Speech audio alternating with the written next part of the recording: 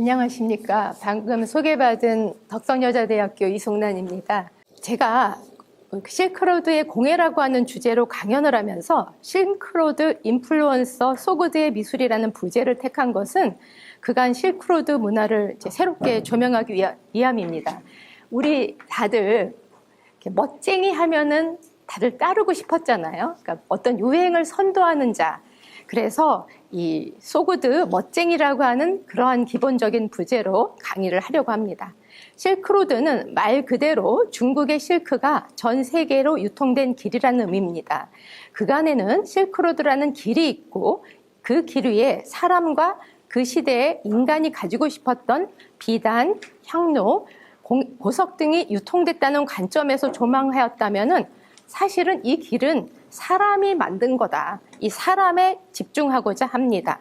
그래서 우리에게는 조금 다소 생소한 소그드인들이 실크로드 상에서 어떻게 활동했는지를 살펴보고자 합니다. 고대 실크로드는 곧 소그드라고 해도 과언이 아닙니다. 우리에게 먼저 친숙한 소그드의 이미지로는 소그드의 연맹체 중에 가장 세력이 강했던 강국, 민병훈 교수님 강의를 통해서도 들었을 텐데요. 지금의 우즈베키스탄 아프랍시아부의 궁전벽화에 그려진 한국인 사절단이 있습니다.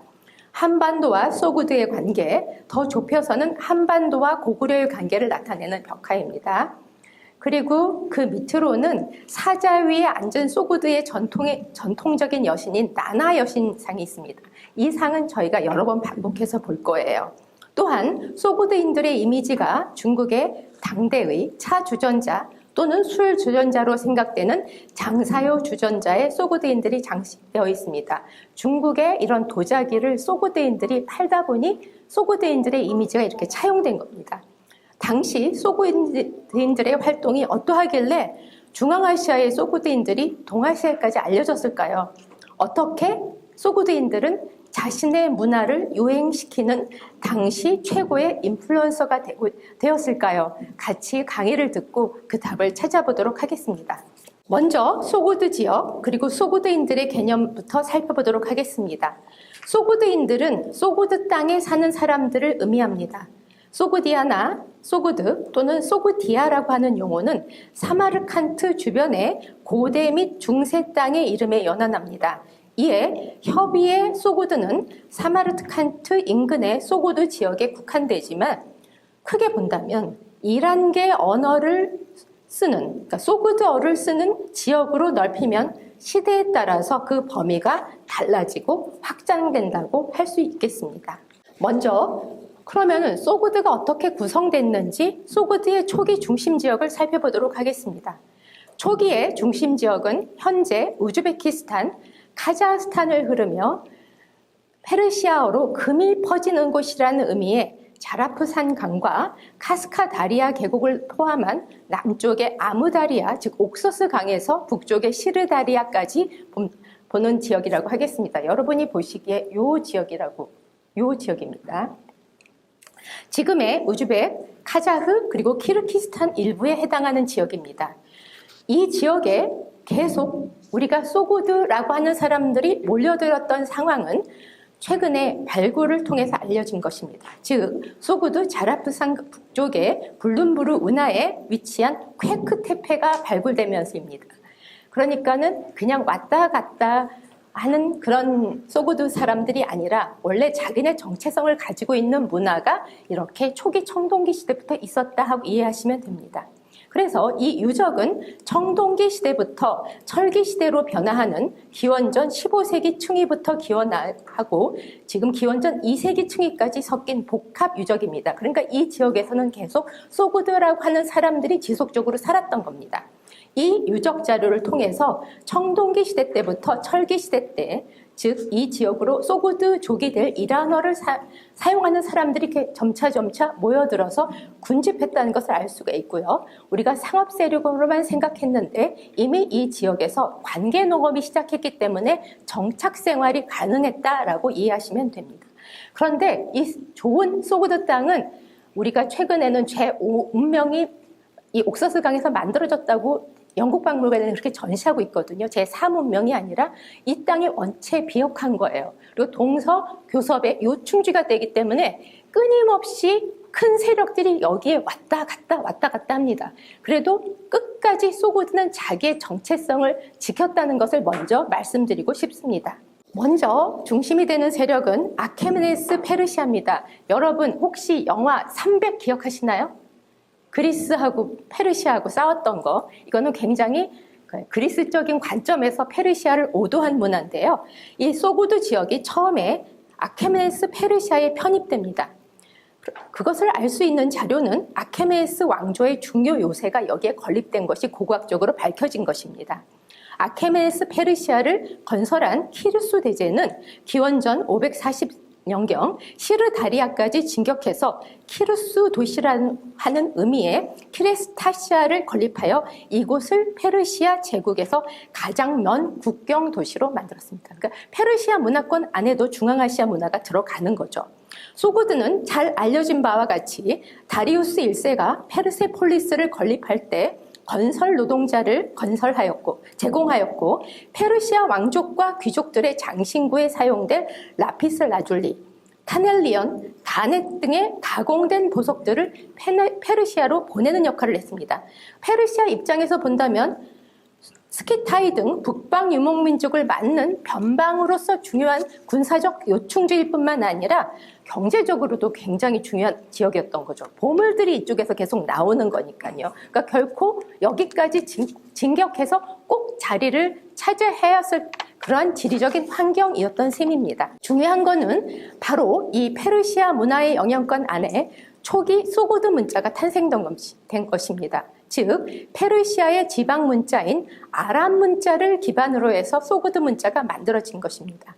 아케메네스 페르시아는 지방 통치를 위해서 20개의 속주로 나누어서 사트라프, 즉 총독을 파견하였는데 소고드는 여러분이 좀 잘 아시는 간다라 강이 들으신 바가 있죠. 그 간다라 지역의 인근인 박트리아 지역에서 임명된 곳의 사트라프의 지배를 받는 구조였습니다. 당시 소고드는 대초원의 유목민들과 끊임없이 접촉하면서 교역이 활성화가 되었습니다. 하지만은 페르시아처럼 화폐에 기반한 경제적 수준은 아닌 것으로 판단됩니다. 왜냐하면 아케메네스 페르시아에 다릭화가 출토된 예가 없기 때문입니다. 다릭 금화는 당시 그리스 사람들도 갖기 원하던 선망의 금화였습니다. 당시 그러니까 기원전 5세기 정도의 경제의 기본은 비약한 토양에서 관계수로에 의해서 물을 공급받으면서 농사를 짓는 농업이었습니다. 지금 지하 관계시설 카나트를 보여드리고 있습니다. 이곳의 인공 지하 관계 수료는 기원전 2000년까지 올라가는 것으로 앞서 제가 언급한 바가 있습니다. 다음으로는 그리스 왕조 시기의 소고드를 살펴보도록 하겠습니다. 이제는 그리스가 오는 거예요. 여러분이 잘 아는 알렉산더의 영웅은 알고 보면 키루스 따라쟁이입니다. 그래서 키루스가 가졌던 땅은 자기도 가져야 되기 때문에 당연히 여기까지 진격하게 되는 겁니다. 아케메네스 페르시아는 그리스 마케도니아의 알렉산드로 3세, 즉 알렉산더 대왕에 의해서 멸망되었습니다.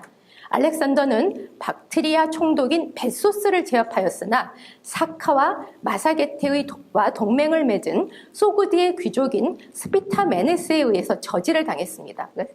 소고드도 만만치 않았다는 거죠. 알렉산더를 저지시킬 만큼.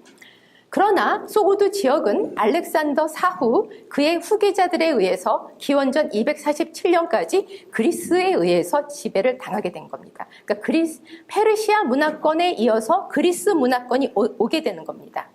그러면 실제로 그리스 문화가 온 것을 어떻게 알았느냐 하면 역시 고고학적인 성과가 주목됩니다. 그리스식으로 재건한 사마르칸트의 성벽과 사마르칸트의 아크로폴리스에서 그리스 군대의 보급되는 곡물로 추정되는 기장 창고가 발견되었기 때문입니다. 또한 이 지역에서 드디어 이제 금문화가 나옵니다. 그리스 동전이 여기서 출토되는 거죠. 그래서 그리스 상권이 여기까지 편입됐다는 것을 알 수 있겠습니다. 그리스 왕국인 박트리아 왕조와 이민족인 월지족이 세운 쿠시안 왕조가 들어서면서는 테르메스까지 이어지는 아무다리아강 상류의 오른쪽 강 쪽인 박트리아 지역까지 소고드가 밀려나가게 됐습니다. 그러면 사마르칸트와 테르미즈를 거쳐서 인도에 들어갔던 현장은 대당 서역기에 소고드를 키르기스탄 동부의 뜨거운 호수, 즉 열애라는 의미의 이시쿨 호수까지 아무다리아에서 이어지는 지역으로 크게 보고 있습니다. 그러면 이시쿨이라고 하면은 여러분 혹시 카자흐스탄의 황금의 군주, 황금인간 기억하시죠? 그러니까는 지금 현재의 카자흐스탄까지도 아래, 그러니까 남부까지도 이 소구드의 영역이었다라고 이제 이렇게 보고 있는 겁니다. 여러분이 지금 보시는 이 벽화는 지금 알렉산더하고 다리우스가 싸우는 장면이고요. 그리고 그 옆에 있는 모자를 쓰고 있는 어떤 인물은 페르세폴리스에 등장하고 있는 소구드인들의 모습입니다. 기원전 5세기의 소구드인들의 형상을 알 수 있는 자료입니다.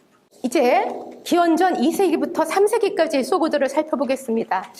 여러 선생님들도 잘 아시겠지만 제가 조금 이해를 돕자면 이 시기라고 한다면 우리나라도 원삼국에서 삼국까지 가는 그 시기, 그러니까 고대 국가가 형성되는 시기입니다.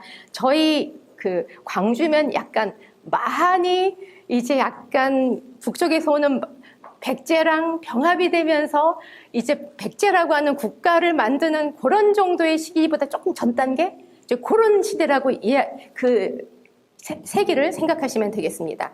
이제 기원전 2세기에 소구드의 역사를 서술하기는 쉽지 않습니다. 왜냐하면 이제 이 이란어를 사용하는 사카족이나 지금의 중국의 감숙에서 출발한 월지 등이 소구드에서 진출했기 때문입니다. 사기와 한서 등의 사료를 의거해서 이 시대의 역사를 살펴보고자 합니다. 기원전 1세기부터는 시르다리아 중부를 차지한 강거라고 하는 유목국가가 이제 이 지역에 들어와가지고 소구드를 차지한 것으로 추정되고 있습니다.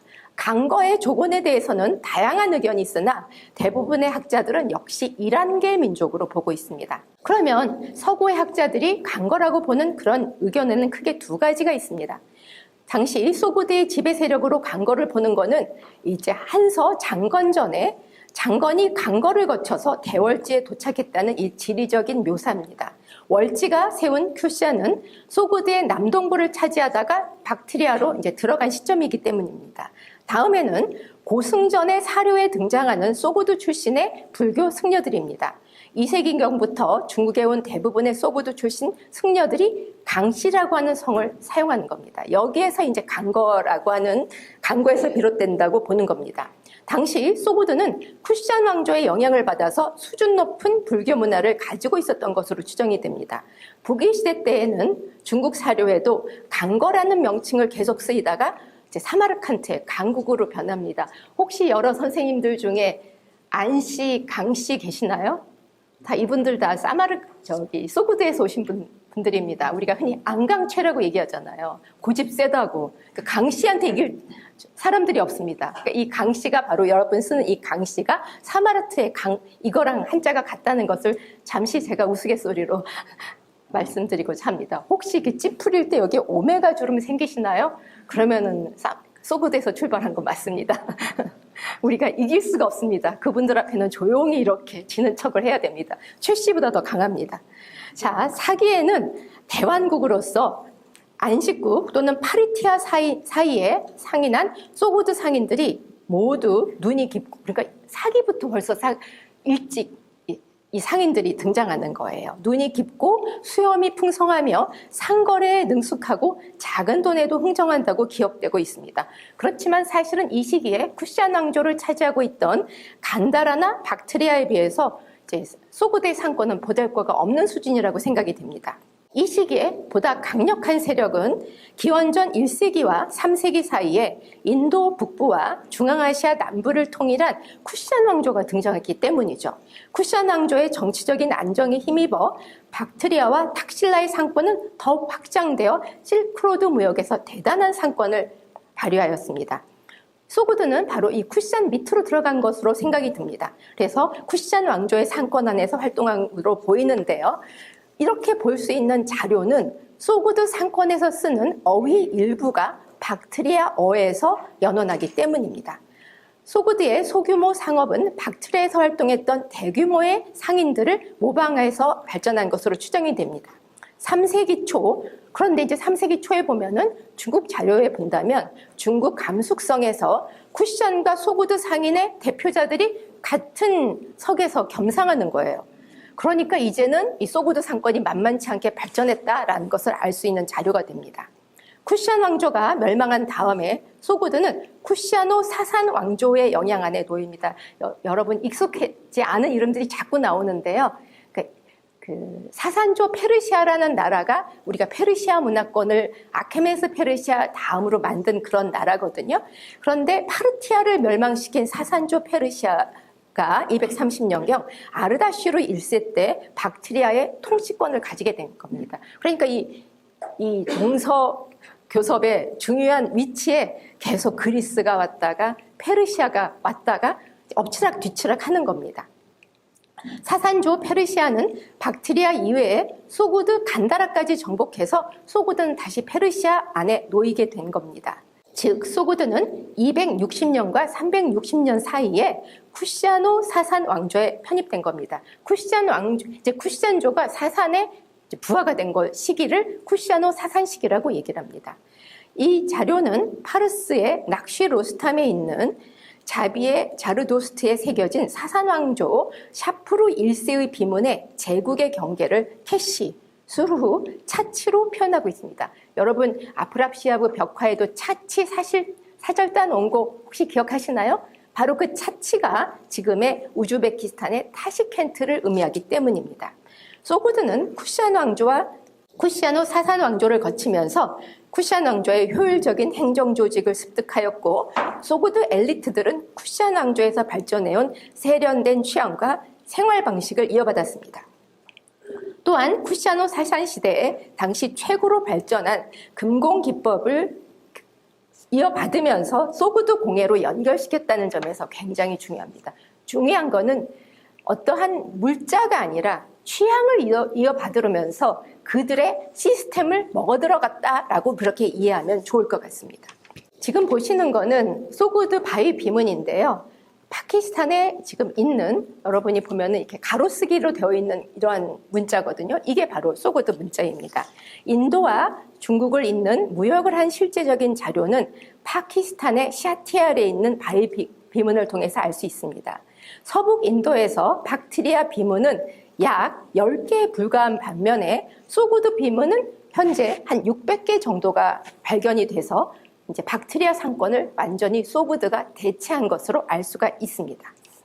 그러면 어떻게 기존에 있는 모든 상권을 물리치고 소구드가 실크로드의 주인공이 될 수 있을까요? 중요한 거는 네트워크를 형성했기 때문입니다. 4세기 소구드 상권은 이전과 다르게 아주 비약적으로 발전한 것으로 생각이 됩니다.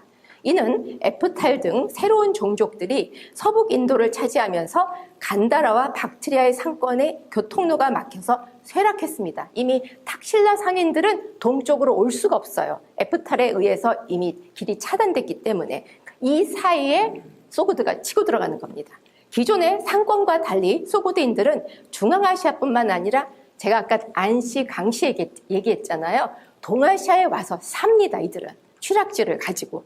그래서 중국에까지 거주지 취락을 형성하면서 원거리 무역을 형성했습니다. 그러니까 우리가 먼데 가면은 그 지역에 쉴 수 있는 그 지역에 있는 사람들이 자리를 차지하고 있는 거예요. 마치 우리가 미국에 가서 음식을 먹다가 보면은 조금 힘들어서 한인타운에 가게 되면은 한인 슈퍼에 가기도 하고 도움도 받고 그럴 수가 있잖아요. 그런 시스템을 이 일찍이 소구들은 다 만든 겁니다. 이를 알 수 있는 자료는요. 1909년 마크 오렐 스타인경이 중국과 중앙아시아를 잇는 1907년 두낭 서쪽의 국경 장벽의 감시초소에서 발전된 5편의 소구드 편지를 발견했기 때문입니다. 자, 지금 여러분이 보이는 거가 편지 2예요. 이 편지 2는 정확한 연대와 소구드의 상업활동을 파악할 수 있다는 점에서 주목이 됩니다. 지금 꼬깃꼬깃 접어가지고 이 편지가 어떻게 우리 손에 전해졌을까 너무 궁금하시죠?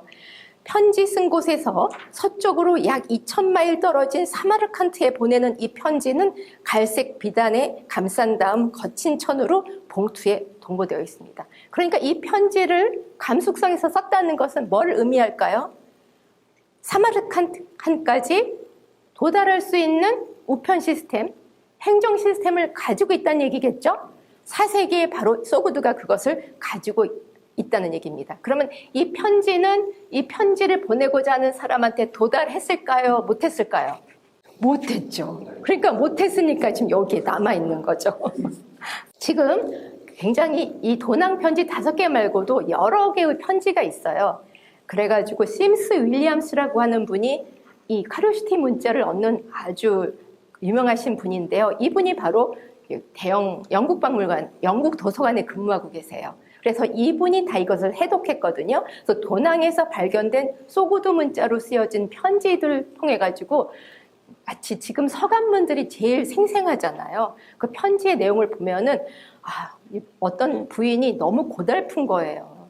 그래서 여보, 나 여기 사는 거가 너무 고달퍼. 제발 나 좀 다시 본국으로 돌아가면 안 되겠어? 라고 하는 그런 애절한 편지도 있고요. 지금 자세히 살펴보는 편지 2는 그런 상권에 관계된 그런 얘기가 있는데 여기에도 너무 안타까운 상황이 적혀 있습니다.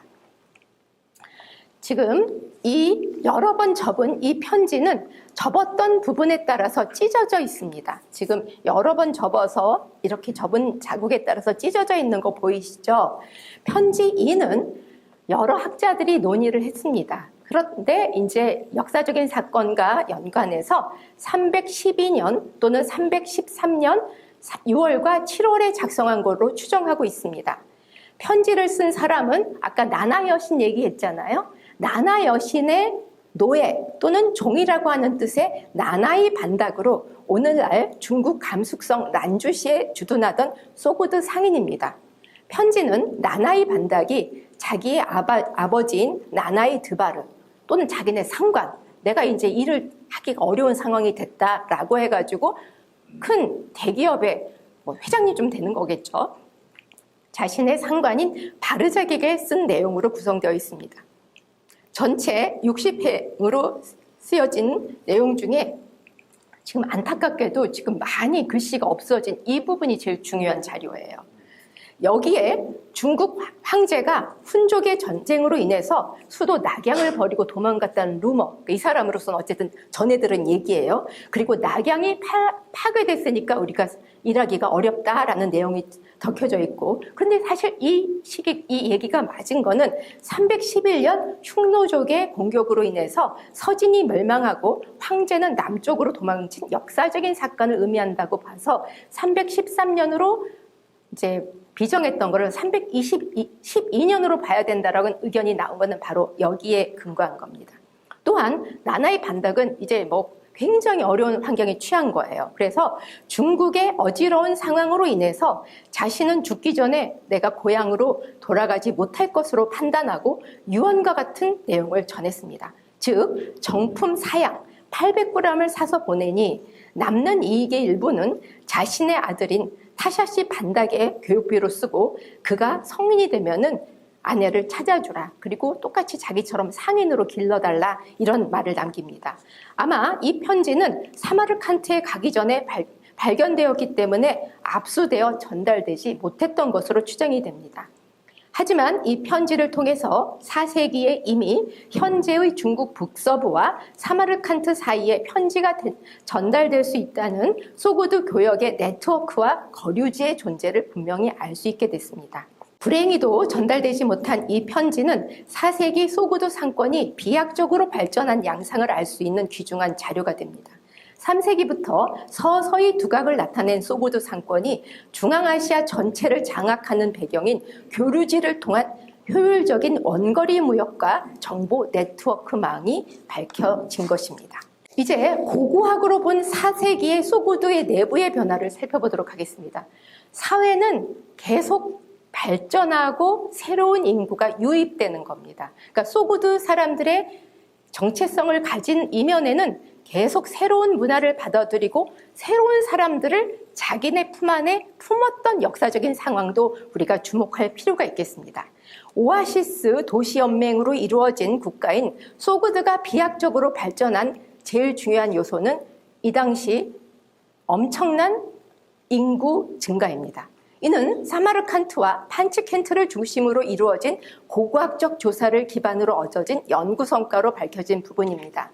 4세기 훈족으로 비정되는 기마유목 민족이 소구드를 침략하면서 오아시스 주변부 인구가 소구드로 편입되는 겁니다. 그래서 이 기존의 오아시스 도시에 더 많은 인구가 유입되고 여기가 더 개척이 되는 상황이 되는 겁니다. 즉 북방 유목민족의 침입을 통해 피난처를 구하던 사람들이 오아시스 안으로 들어와서 그동안 경작되지 않은 땅들을 이용할 수 있게 된 겁니다.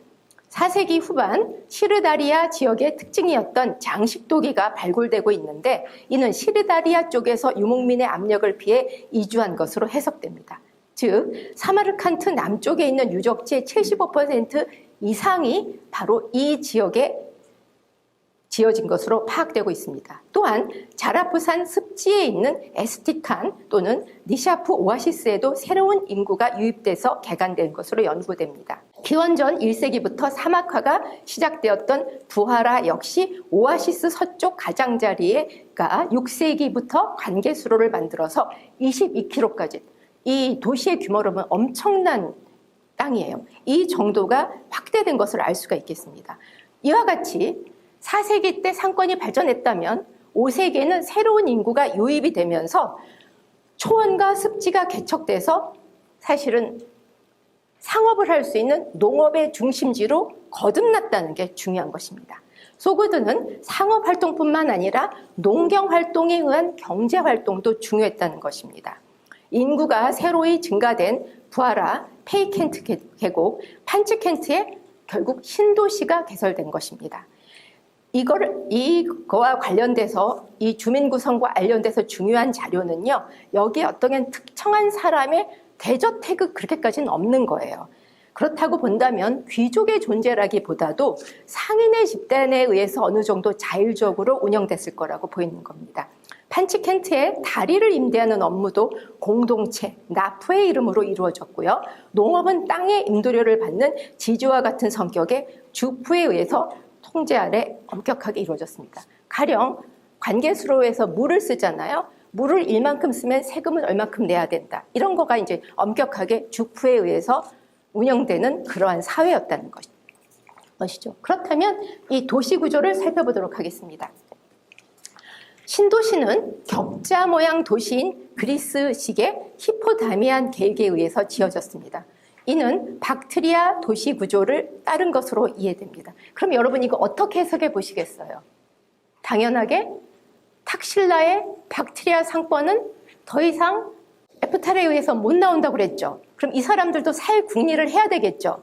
그러니까 판치켄트로 이사 왔을 거라고 보는 의견이 강한 겁니다. 그래서 이제 이들이 자기네들이 살던 구조 그대로 만들었을 거라고 보는 거죠. 그래서 박트리아의 도시 구조대로 만들어진 것입니다.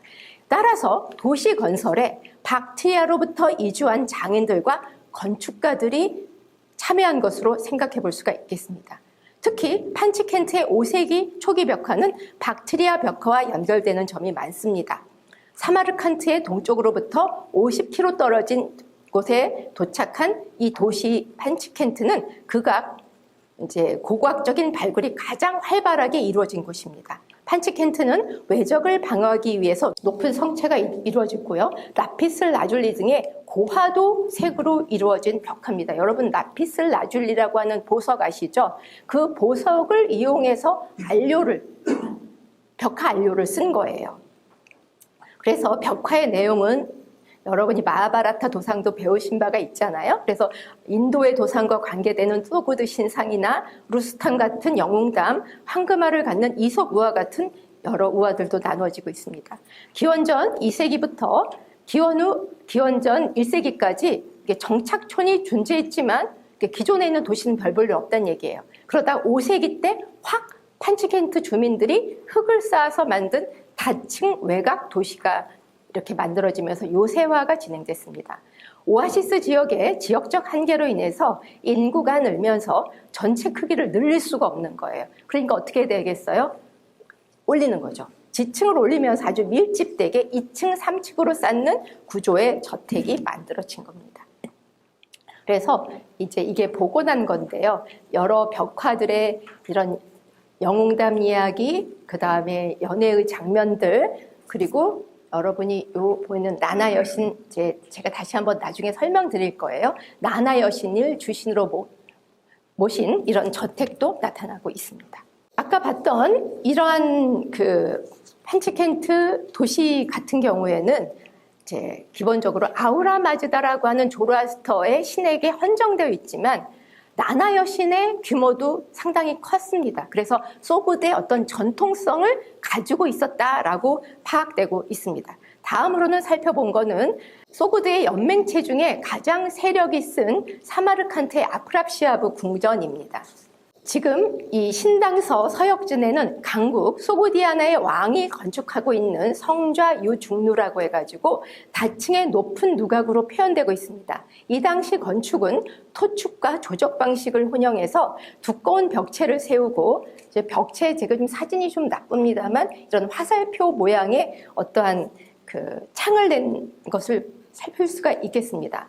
강수량이 적은 건조한 기후 덕분에 나무로 된 천정에 구멍을 내가지고 실내 채광을 극대화하는데 이 천장은 고구려 고분벽화에서 볼 수 있는 사각형이 45도씩 회전하면서 중첩되는 말각조정, 다음 화면에서 보겠습니다. 그런 형태로 견고하게 이루어져 있습니다. 그래서 7세기 번영했던 소구디안의 모습을 지금 11m씩 4개 벽면에 나는 벽화는 여러분이 좀 익숙하실 텐데요. 지금 말각 조정 보이시죠? 여기 이제 말각 조정이에요.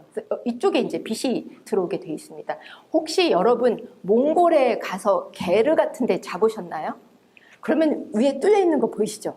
같은 구조예요. 왜냐하면 여기에서 취사를 하기 때문에 연통의 역할도 하는 거거든요. 그래서 빛이 통하지 않으면은 이제 내부 환경의 공기도 나쁘잖아요. 그래서 이제 밤이 되면 그걸 싹 닫고 낮이 되면 열고 하는, 어찌 본다면 유목국가의 그런 건축 구조라고 얘기를 할 수가 있겠습니다. 자, 여기에서 지금 이제 한반도의 사절단이 보여가지고 아주 주목된 벽화인데요. 당시 소구드는 에프탈의 침입을 받은 뒤 돌궐의 지배를 받으면서 당의 세력으로 들어간 것으로 알려집니다.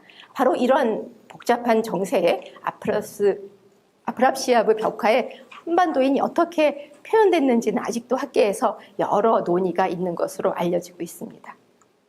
자, 서벽에 바로 7세기 당시 지배자를 접견하기 위해서 많은 나라에서 온 사절단이 그려져 있는데 왼쪽부터 차가니안, 차치, 당, 그 다음에 티벳, 그 다음에 우리 한국의 그런 사절단의 순서로 있고요. 그 다음에 요 차가니안의 벽화에 이런 문서가 있는 소구드 명문이 있는 내용은 여러분이 조금은 알고 있을 거라고 생각을 합니다. 자, 그러면 여기에서 소무, 즉 소구드 구성이라고 하는 도시국가와 소구드인들의 묘지명을 살펴보도록 하겠습니다. 5세기에서 8세기예요. 우리나라로 따지자면 삼국시대에서 통일신라 시대 정도 되는 그런 시대입니다. 이제 앞서 살펴본 사마르칸트를 비롯한 소구드의 도시국가에 대해서 알 필요가 있습니다. 앞서 살펴본 것과 같이 소구드는 아케메네스 페르시아, 사산조 페르시아, 그리스, 강거, 월지, 에프탈, 투르크 등 북방 유목민족의 지배를 받아서 한 번도 독립국가를 이룬 적은 없습니다. 하지만 자신들만의 왕계는 굳건하게 지키고 있는 것으로 생각됩니다. 소구드가 실크로드 무역의 대명사가 될 만큼 크게 성장하였던 시기는 바로 이 시기입니다. 5세기에서 8세기입니다. 이 시기에 투르크, 비잔틴, 인도, 중국, 페르시아까지 귀금속과 향료 등의 사치품들의 교육의 주인공이었던 소구드의 가장 주된 고객은 역시 중국입니다. 실크로드 지도 당시에 소구드는 사마르칸트를 중심으로 한 도시국가연합으로 이루어졌는데 9개의 도시국가를 칭하는 중국 쪽의 사료에서 칭하는 소무 구성이 바로 그겁니다. 국왕 모두 일단 자기네들이 다 이제 소구드라고 하는 이름을 같이 붙여서 어떤 공동체를 이렇게 만드는 국성으로 만들었던 것을 알 수가 있겠습니다. 사마르칸트는 이제 7세기 후반부터는 다른 도시 연명체에 비해서 왕이라는 칭호를 얻었지만 그렇게까지 자기가 압도적인 위치는 아니었던 것 같아요. 왜냐하면 혼자만 중국으로 사신을 보낼 수 있는 정도의 위치는 가지고 있지 못했기 때문입니다. 다른 도시 국가들도 중국에 사신을 보낸 것으로 보아서 압도적인 위치는 아니었던 것으로 생각합니다. 이외에 부하라를 중심으로 하는 안국, 판치켄트의 미국, 타슈켄트의 석국, 하랄자모는 페르게나, 그 다음에 캐시는 지금 사국 등을 비정할 수 있고 아직 그 위치를 확정하지 어려운 것도 없습니다. 최근에 미국 쪽에 있는 자료를 보니까 몽골 쪽에도 소고드 자료들이 나오게 되면서 이제는 소고드라는 이름을 갖게 되면은 활동하기가 더 좋은 거예요. 그래서 이제 이쪽 자료까지 더 넓혀지고 있는 상황입니다. 향후 고고학적인 조사에 의해서 소고드의 오아시스 도시들의 구성과 성격이 더 밝혀질 것으로 기대하고 있습니다. 즉, 소고드 연구는 아직도 진행 중이다라고 이해하셨으면 좋겠습니다. 소고드 거류지에 머물렀던 소고드인들은 자신의 출신 국가에 의해서 성을 가졌습니다. 그간 중국에서 발견된 소고드의 묘지명은 80기에 달합니다. 중국이 기록한 소고드의 성씨로는 강, 사, 안, 조, 석, 미, 하, 화심, 무지라는 성씨가 있습니다. 즉, 소고드 상인들은 이제 서북 북로로 캐쉬, 쿠차, 언기, 카슈가르, 고초, 하미, 그리고 남로로는 코탄, 체르첸, 선선을 거쳐가지고 이제 중국하고 왕래를 하는 겁니다. 여러분, 서역 북로, 서역 남로, 초원로, 그리고 이쪽으로 이제 그 중국 쪽으로 가는 이 도낭, 막고굴 쪽, 이렇게 해서 서안으로 가는 이 길을 좀 눈에 익혀두시길 바랍니다. 현재 이제 장안까지 가기까지는 이 지도에는 조금 빠졌는데요. 내몽골의 위구르 자치구의 고원을 거쳐서 장안까지 도착했습니다. 당시 육로 실크로드에 대한 중요성은 550년 알렉산드리아의 네스토리우스 파의 그런 그리스 상인인 코스다마 안티오고, 제가 이름을 잘 외기가 쉽지 않네요. 인티고 플레투스라고 하는 사람이 기독교 지형학, 그러니까 이쪽에서는 동방박사 여러분 기억하시죠? 그러니까 이 동쪽을 예수님이 탄생한 것으로 보고 이쪽을 엄청 선교할 대상으로 삼고 있거든요. 그래서 이 기독교 지형학이라고 하는 책에 이 소고드의 상권이 밝혀져 있는데요. 그는 페르시아가 실크를 수입한 통로는 대부분 캐러번 무역에 의한 육로라고 기술한 바가 있습니다. 이제 복잡해지는데요. 이 시기가 아까 말씀드렸던 것처럼 소고드가 제일 발전했던 시기예요. 그러니까는 소고드는 한 번도 자기네들의 독립국가를 가진 적이 없단 말이에요. 그럼 더 강력했던 에프탈, 투르크를 자기네 용병으로 쓰는 거죠. 그러니까 에프탈과 투르크는 소고드가 주는 물자를 주어서 자기네 부하들을 거느릴 수 있으니까 좋고, 소고드는 안심하고 이들의 후원을 받으면서 무역을 지원할 수 있으니까 좋고, 서로서로의 윈윈 관계입니다. 쉽게 얘기하면 소고드는 509년부터 567년에 사산 제국의 호스로우 1세와 서돌굴의 카간 이스테미 연합군에 의해서 에프탈의 멸망될 때까지 일단 에프탈의 지배를 이제 받고 들어갑니다. 이란계 민족인 에프탈은 사산조 이란의 전투에서 이기고 난 다음에 남하에서 소고드에 진입합니다. 그러니까는 이란의 왕을 다 인질로 잡아서 항복을 시킵니다. 그러니까 그 인질을 풀어주는 대신에 사산조 페르시아한테 막대한 물자를 받아요. 그러니까 에프탈은 이제 막강한 물자를 가지고 있는데 그 물자를 중국까지 잘 운용해줄 또 다른 파트너가 필요하겠죠? 그 파트너가 바로 소고드라는 얘기입니다. 그래서 에프탈에 의해서 소고드는 처음으로 군대를 거느린 조직화된 국가의 지배를 받게 됩니다. 그런데 에프탈 사회에 대해서는 아직도 이것도 여러 중국계 학자 또는 서구의 학자들의 의견이 엇갈리고 있습니다. 중국 쪽 사료와 비잔틴 사료가 엇갈리기 때문입니다. 중국 쪽에서는 유목민 사회로, 비잔틴에서는 고도로 조직화된 사회로 묘사됐는데 아마 비잔틴이 보는 거는 소고드 사회에 정착한 에프탈일 거다라고 그렇게 보고 있습니다. 에프탈은 서돌골에 의해서 폐각돼서 퇴각하고 흑해로부터 중국 변경까지 광활한 영토를 가진 투르크는 소고드를 실크로드 무역의 파트너로 인정해서 제국을 팽창시켜 나갑니다. 이래서 소고드 상인들은 돌궐의 강력한 묶걸 안에 안전하고 왕성하게 상업활동을 펼칠 수가 있습니다. 돌궐은 소고드를 외교 협상로로 이용해가지고 중국과의 교역을 넓혔고 568년에서 575년에 비잔틴 쪽의 무역은 투르크의 외교적 영향력을 이용해서 새로운 시장을 구축했습니다. 6세기 후반 소그드어가 투르크의 공식 언어로 자리 잡을 정도로 돌궐 사회에 파고 들어간 겁니다. 실크로드 상의 국제 공용어가 이때 이제 소그드가 확실하게 자리를 잡고 있는 겁니다. 그래서 7세기 전반에는 돌궐과 서돌궐이 분열하면서 돌궐과 사마르칸트는 동맹 관계에 가깝게 된다.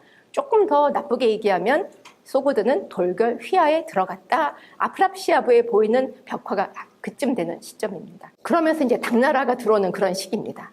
바로 이제 이러면서 당나라는 소그디아를 비롯한 서역 지방까지 지배권을 확보하고 579년에 쿠차, 호탄, 카슈가르 등의 식민지 군사 저점으로 안서 도호부를 설치했는데 실제적으로 당나라가 이 사마르칸트에 그렇게 실제적인 군사적인 주권은 보이지는 않는다. 왜냐하면 당나라랑 무역을 하려니까 일단 도독이라고 하는 이런 외교적인 칭호는 받아들인 정도다라고 여러분 이렇게 이해하셔도 좋을 것 같습니다. 이제 소그드의 내부 교통로를 살펴보도록 하겠습니다.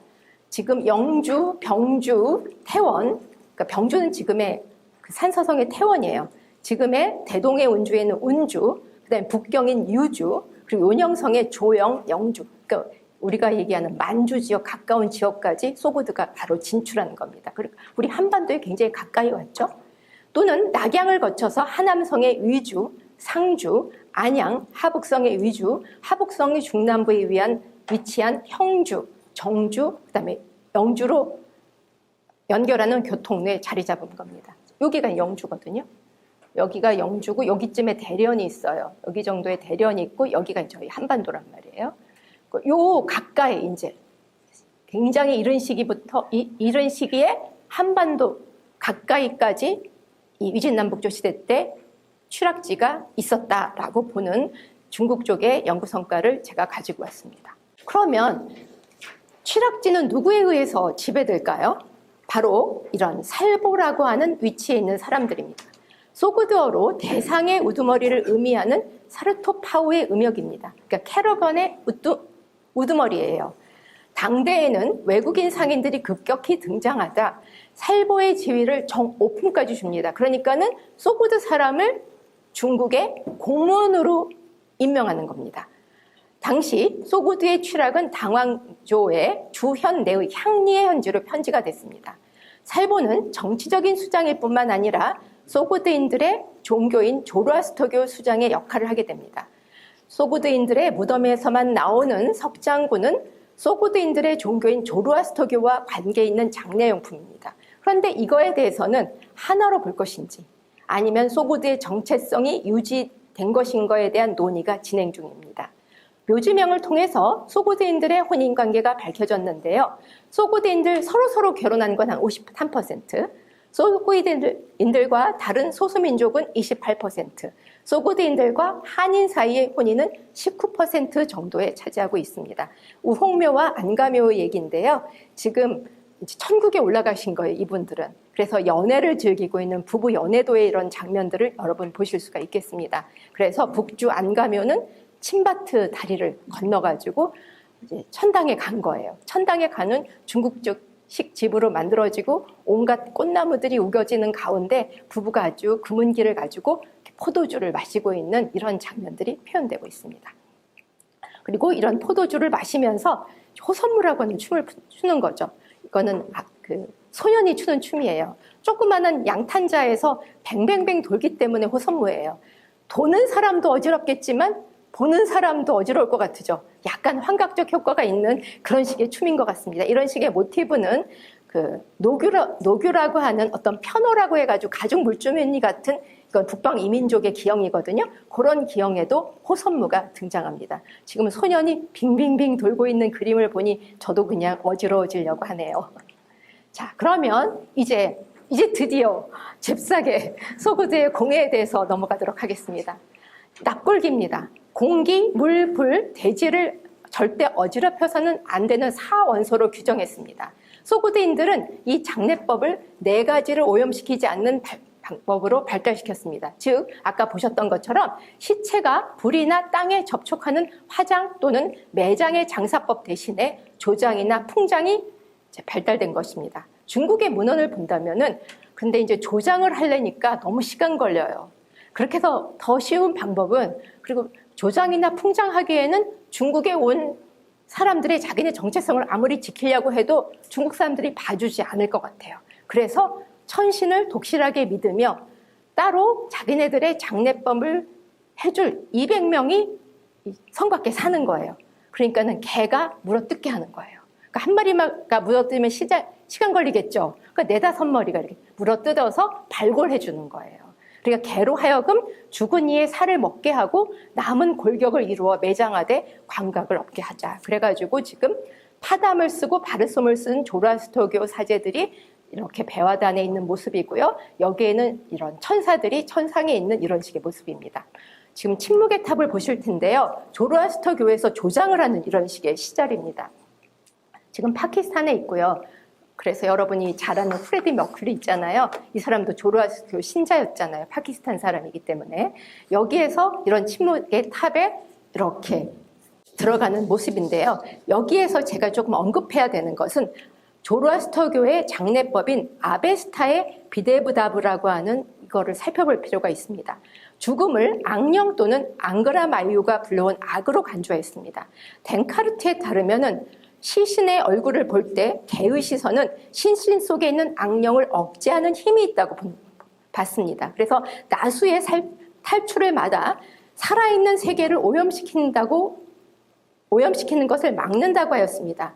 조로아스터교의 장례는 사흘 낮밤을 기도와 의식으로 진행하는데 견신은 이 시간 3차례 치러집니다. 첫 번째는 죽음으로부터 의식이 끊어지는 순간 바로, 두 번째는 시신이 운반하는 사람이 위험성을 줄이기 위해서 가능한 빨리 처음 시작하고요. 다음은 3일째 되는 날 시신을 씻고 의식의 불을 점화한 후 생깁니다. 마지막은 지금 이렇게 시신을 운반하고 있잖아요. 마지막에 노출 의례 조장을 하기 전에 침묵의 탑으로 운반되기 이 직전에 견시가 이루어지는 겁니다.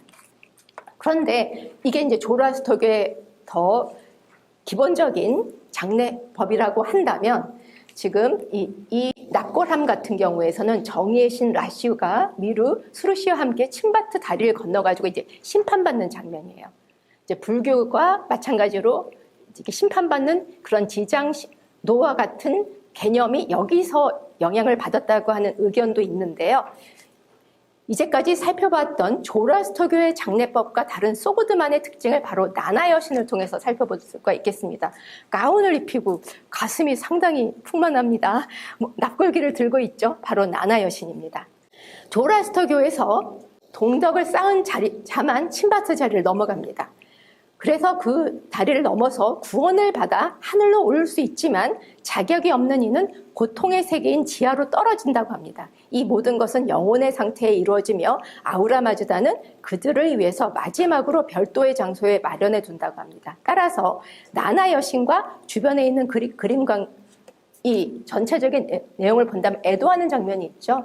여기에 이런 납골함을 들고 있는 나나 여신을 통해서 나나 여신은 망자의 영혼을 심판하는 심판자이자 지옥과 대별되는 천국의 주인으로서 섬겨졌다는 것을 알 수 있는 이런 자료가 됩니다. 페르시아의 조로아스터교를 그냥 수용한 것이 아니라 이런 소고드 나름대로의 변홍이 있었다는 것을 알 수 있는 자료입니다. 지금 보는 자료가 바로 나나 여신입니다. 소고드인들은 조로아스터교, 불교, 마니교, 힌두교 등 다양한 종교를 활용하였고 종교에 대해서 개방적인 태도를 취했지만 가장 중요한 것은 조로아스터교라고 할 수가 있겠습니다. 조로아스터교는 창조의 신 아우라 마주다를 중심으로 선과 악의 이분법으로 세계를 구분한 게 특징입니다. 그렇다면 조로아스터교의 신계에 나나 여신이 있었을까요? 당연히 없습니다. 이거는 메소포타미아에서 온 그런 신이 메소포타미아계, 박트리아계에서 온 이런 신입니다.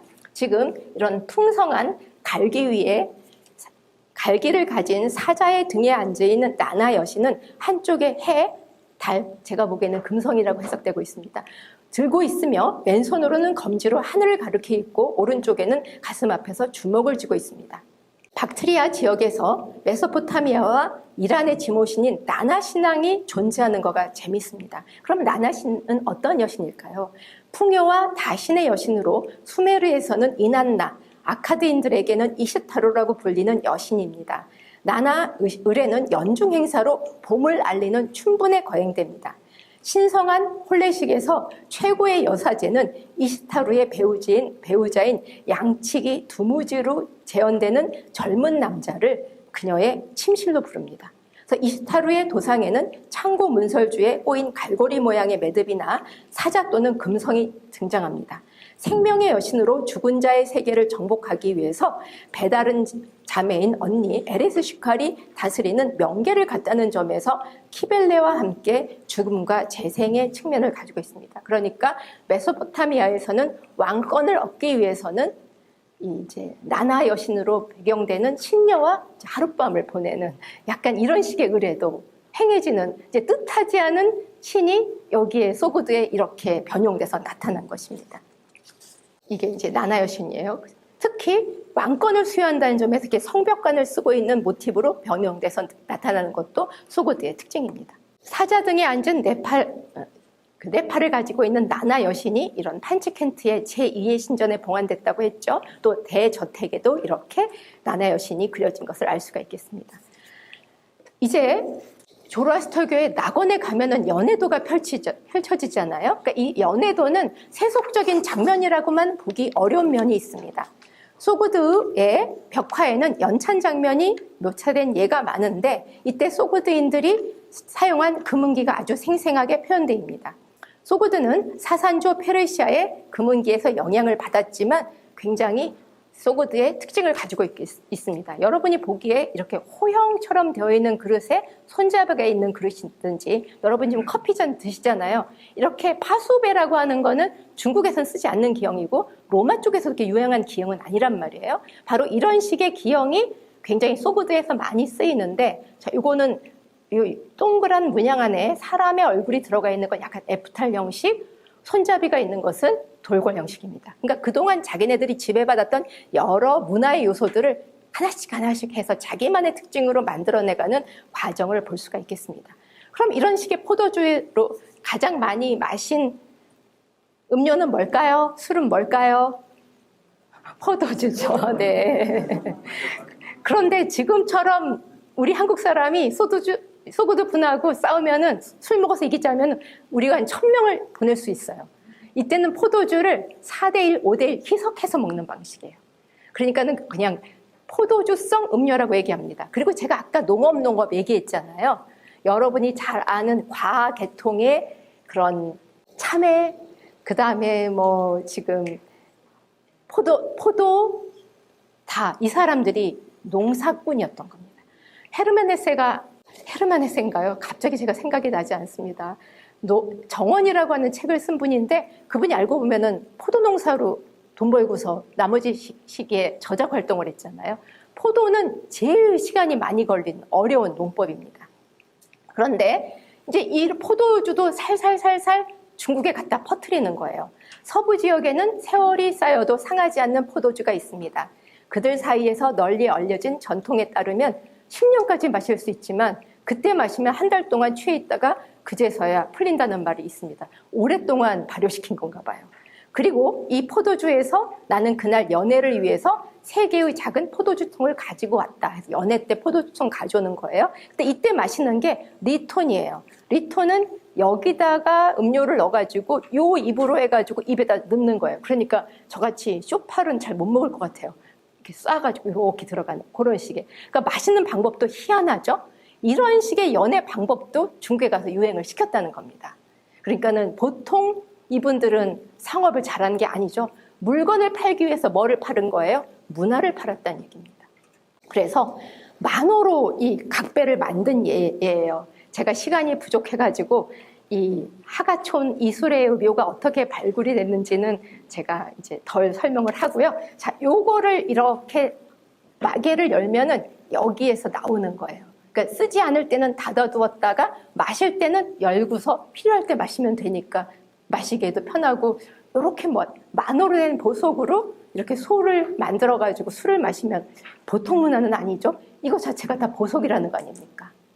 이제 문화를 어떤 식으로 변형시키는지를 살펴보도록 하겠습니다. 페르시아 도상을 차용한 겁니다. 조로아스터 교리와 관계가 돼 있는데요. 이게 이제 센무르그 또는 시무르그라고 하는 이런 식의 도상입니다. 사자의 발, 그리고 공작의 꼬리, 날개가 달린 복합적인 생물 모티브입니다. 고대 이란의 문화에 뿌리를 둔 굉장히 중요한 개념인 영광, 카리스마를 의미하는 겁니다. 은접시 안에 이러한 동그랗게 시무르그가 되어 있는데요. 원래 사산조 이란에 있었던 모티브입니다. 원래 시무르그는 태초의 바다 그리고 태초의 나무에 두 그루의 나무가 있었다고 합니다. 이 속에 새인데요. 날갯짓을 하다가 씨가 떨어져서 식물들이 자라게 되니까 모든 종자에 파트리는 어떤 생명체 같은 존재입니다. 루스탐의 수호신이기도 하고 왕의 수호신이기도 합니다. 이러한 센무르그의 도상이 소구드의 금은기에 차용되는 예를 볼 수가 있겠습니다. 또한 바로 이 파수부 배를 중국에 확산시키는 거예요. 판치켄트를 발굴했던 보리스 마샥이라고 하는 분이 이제 이 유형의 컵이 특히 소구드 은기의 동부 지역을 보여준다고 지적을 했습니다. 연줌은 이런 테두리는 소구드 금속의 특징이고요. 또한 인도의 요소가 있어가지고 이 코끼리 코 보이시죠? 양쪽에 이런 코끼리적인 요소로 이제 동부 지역의 모습인데요. 이 기형이 바로 중국에 와서 확산되는 영향을 볼 수가 있겠습니다. 그러면 중국은 그 이전까지는 단조기법의 금은기를 별로 쓰지 못하는 거예요. 단조기법이라고 하는 거는 때려서 형태를 만드는 겁니다. 문양은 뒤로 쳐서 타출을 시켜서 문양을 만드는데 아마 이것도 사자에 이렇게 사면문이 있는 요소도 나나신과 관계돼서 해석된다는 의견이 있습니다. 이렇게 사산조 페르시아의 기형을 차용했는데요. 이런 은제병이 지금 소구드 거고 조금 소구드 거보다는 몸체가 통통하네요. 사산조 페르시아의 기형이 차용이 됩니다. 그런데 이 기형에서 중심이 되는 것은 사실은 에프탈의 변형을 한 번 더 거친다는 점을 주목해 볼 수가 있겠습니다. 아까 얘기했던 것처럼 에프탈이 사산조의 물자를 굉장히 많이 갖게 되면서 소구드를 통해서 유포시킨다고 얘기를 했잖아요. 그래서 그 사이에 사산조 페르시아에서는 별로 없었던 이 그리스의 그런 인물들, 서방계 인물들이 있는 이러한 은호의 존재를 알 수가 있고요. 이게 바로 영하 고원에, 아까 고원이 장안으로 들어가는 중요한 루트라고 얘기했잖아요. 이 지역을 장악했던 선비족 계통의 귀족들입니다. 여기 이 현묘의 무덤에서 에프탈 계통의 호병이 등장했고 이것이 바로 지금 내몽고 지역에 있는 적봉시의 소구드 양식의 이가영자 형식으로 이렇게 여기 에프탈 사람이라고 생각되거든요. 이 양식이 붙어있는 예를 볼 수가 있겠습니다. 그러면 이러한 식의 양식은 아까 얘기했던 것처럼 포도주를 그냥 마신다고요? 아니면 섞어서 먹는다고요?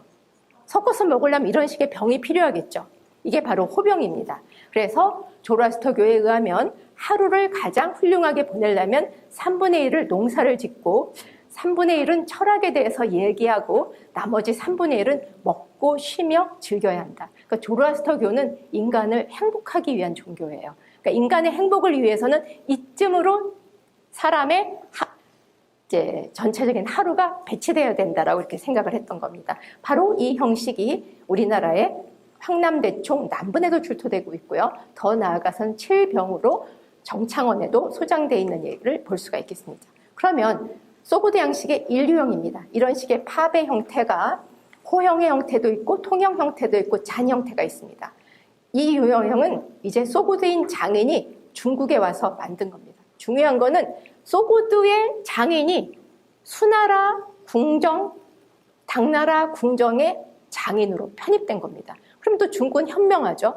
물건을 수입하는 것보다 어떻게 하는 게 좋겠어요?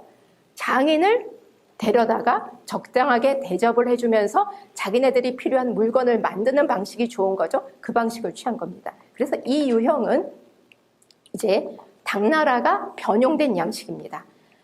3유형은 이제 소구드 양식을 받아서 당에서 창조한 양식으로 이렇게 생각되고 있습니다. 이제 좀 제가 별로 가지지 못했던 저는 없는 보석 얘기를 할까 봐요. 수나라 귀족의 이민과 북제의 공주 우문아영의 넷째 딸입니다. 계속 선비족 계통이 사실 중국 왕실을 장악하는 거예요. 그래서 599년에 출생했고 외조모인 낙평공주의 보살핌으로 궁에서 양육이 됐습니다. 하지만 아쉽게도 9살의 소녀로 죽은 거예요. 그러니까는 낙평공주가 얼마나 가슴이 아팠겠어요. 자기 이쁜 손녀가 죽었으니까. 그러니까 비록 귀족의 출신이지만 지금 가지고 있는 부장품은 아마도 왕급일 거다라고 보이는 여러 보석들이 진주, 라피슬라줄리, 산호 여러 보석들이 보이죠. 이러한 유형의 보석들을 지금 중국 사람들이 하고 있는 겁니다. 그럼 이런 식의 보석을 하기까지 인식이 필요한 거 아니에요? 그러면 가지고 싶어야 될 거 아니에요? 가지고 싶게끔 어떤 식으로 했을까요? 지금 이정훈묘에서 출토된 2개의 팔찌입니다. 이거와 똑같은 팔찌가 금강수 보살의 오른쪽 팔찌입니다. 자기네들은 조로아스터교를 믿었지만 불교의 상권을 고스란히 이용한 거예요. 불교의 보살이 가지고 있는 보석을 이렇게 소고드 상인들이 제작해서 중국에 파는 이러한 아주 재밌는 상수를 보이는 거죠. 또한 계림노 보검, 우리도 소고드 계통의 정말 세계적인 보석을 하나 가지고 있답니다. 경주 계림노 보검이에요. F탈계의 소고드라고 얘기를 할 수가 있겠는데요. 피상자가 이렇게 도검을 횡으로 이렇게 가지고 있겠습니다. 그렇게 하기 위해서는 이 D형의 이런 패군구가 옆으로 달리게 된 거예요. 이렇게 되면 순식간에 검을 뺄 수가 있겠죠. 그러니까 환두대도 빼는 것보다 이렇게 빼는 거는 0.1초라도 빨리 검을 뺄 수 있는 새로운 이런 검의 패도법이라고 얘기할 수가 있겠습니다. P쉐이프의 검의 유행과 그 출현에 대해서 살펴보도록 하겠습니다. 2개의 폐용구를 가지고 있는 검은 서양의 학계에서는 그간 막연히 훈이나 아바르칼에서 기원한 것으로 간주를 하였습니다. 그거는 지금 여러분이 오른쪽에 보시는 트로지노 랑고바르트 F묘에서 출토된 아바르에서부터 탈취된 것으로부터 이 P형 쉐이프가 나타났다라고 보이기 때문입니다. 7색으로 편연되는 이 검에는 음각선으로 물고기 문양이 심은된 P자와 D자형의 폐용구가 부각되었습니다. 초기 연구자들은 이러한 도검은 유럽으로 진출해서 이탈리아까지 진격했다가 사망한 훈족의 아틸라에 의해서 전파된 것으로 이해하였습니다. 2개의 폐용구를 가지고 있는 검은 비잔틴은 없기 때문입니다. 하지만 최근 연구에 의해서 이 도검 양식은 에프탈에 의해서 사산으로 전해진 것으로 연구되고 있습니다. 그래서 바로 이 유형의 검이 키즐벽화에도 등장하고 보로보에도 나타나고 우리나라의 계림노 검에도 등장한 것을 알 수가 있는데요.